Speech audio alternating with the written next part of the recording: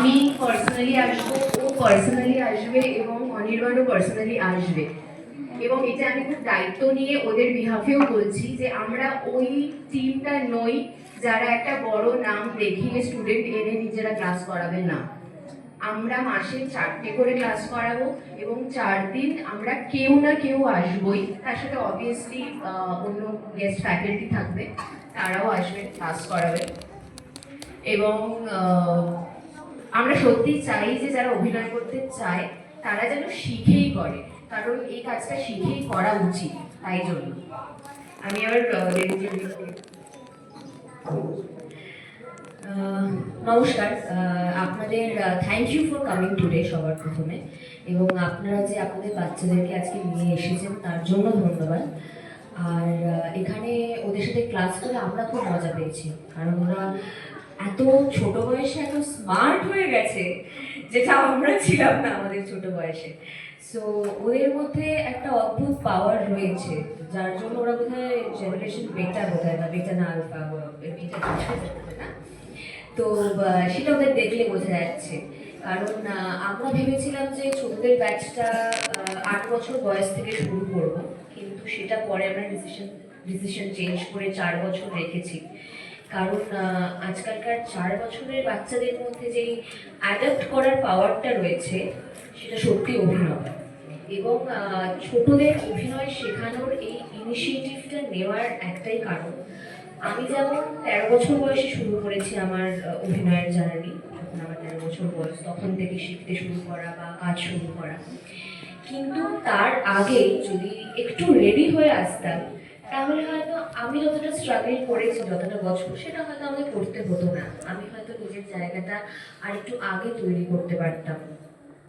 তো এই ছোট ছোট বাচ্চাগুলোকে যেহেতু এখন ওদের কাছে অপরচুনিটি রয়েছে, সিরিয়াল, সিনেমা, ওয়েব সিরিজ, জায়গায় অ্যাড ফিল্মস, বিভিন্ন জায়গায় ছোট ছোট বাচ্চাদের ক্যারেক্টার থাকে এবং তারা একজন দারুণ অভিনয়ও করে।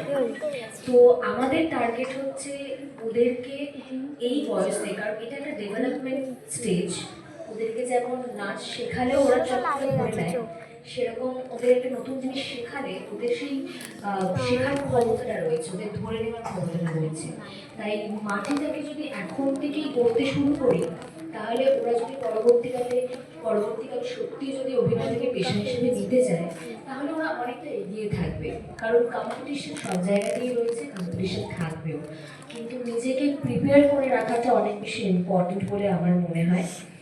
যেটা হয়তো বা আমার মা বাবা অনেকটা পরে ভিডিও করছি, গালে হাত দিয়ে আছে, এমন ধরো না, শুরু হয়ে তারপরে মা বাবা আমাকে অভিনয় দিয়েছে না, বুঝতে পারছেন। তো কিন্তু আপনারা অনেক বেশি এখনকার জেনারেশনের মা বাবা, তাই একটু অ্যাডভান্স, সবাই ইনস্টাগ্রাম, ফেসবুক করেন, সবাই ওয়েব সিরিজ দেখেন। তো সেই জন্য আপনাদের কাছ থেকে এক্সপেকটেশনটাও আমাদের অনেক বেশি। আমি ছোট করে আমাদের কোর্স ডিটেলসটা একবার বলছি। এটা 6 মাসের কোর্স, সপ্তাহে 1 দিন করে ক্লাস থাকবে।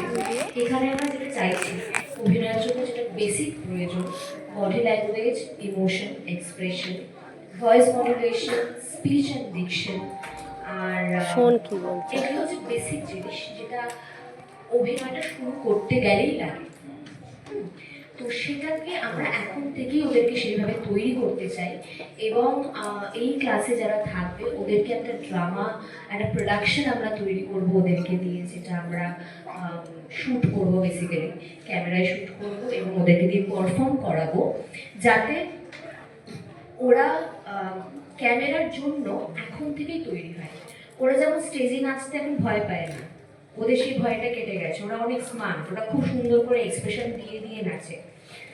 কিন্তু ক্যামেরার সামনেও যাতে সেই ফ্রিটা হতে পারে, অত 40টা মানুষের সামনে যখন একটা ডায়লগ বলতে হবে ওকে, ও যেন স্মার্টলি বলতে পারে, ওর মধ্যেও তো ইমোশনগুলো রয়েছে, সেগুলোকে ট্রিগার করে সেটাকে তৈরি করা, ওদের যে বডি ল্যাঙ্গুয়েজ সেটাকে প্রপার করা, ক্যামেরার জন্য তৈরি করা।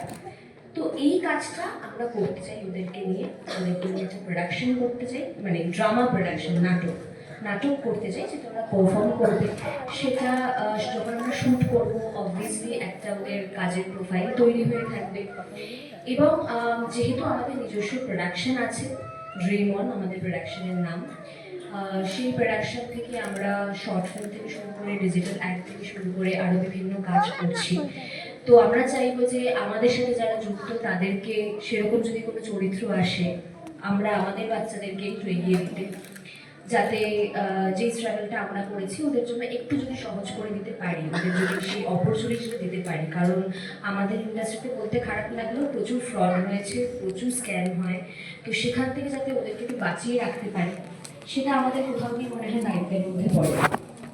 এবং আমাদের একটি কাস্টিং এজেন্সির সাথেও আমাদের টাইপ আছে, অ্যাস্ট্রোনিক্স টিভি, যারা বড় ছবি লাইন প্রডিউসার এবং কাস্টিং করে থাকে। তো তাদের সাথেও সেইভাবেই আমাদের